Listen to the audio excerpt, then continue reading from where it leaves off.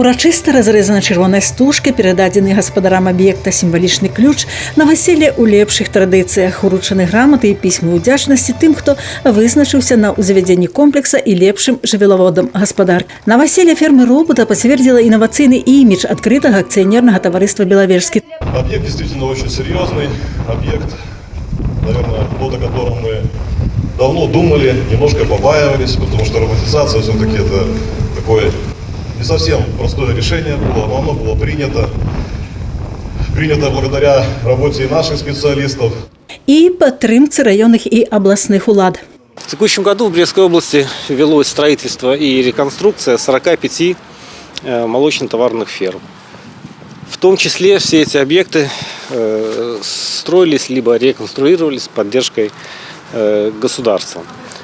Это в рамках реализации программы поддержки аграрного бизнеса Республики Беларусь по нормативным актам главы нашего государства и также в соответствии с областной программой, утвержденной председателем Брестского облсполкома Анатолием Васильевичем Лисом.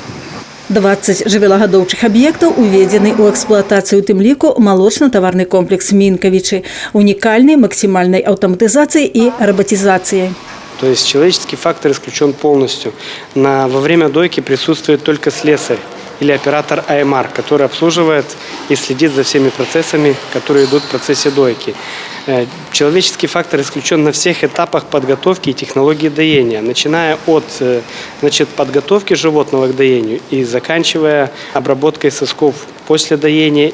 Таксама замест бульдозераў дельтаскрэперы на гноеўудаленні павялічаны фронт кармлення жывёлы. На самом деле я за то, чтобы каждое производство модернизировалось. То есть и следующим шагом доения это было роботизированное доение. Когда мне посчастливилось оказаться здесь, на этом месте, я был очень рад, потому что это следующий шаг, это шаг в будущее.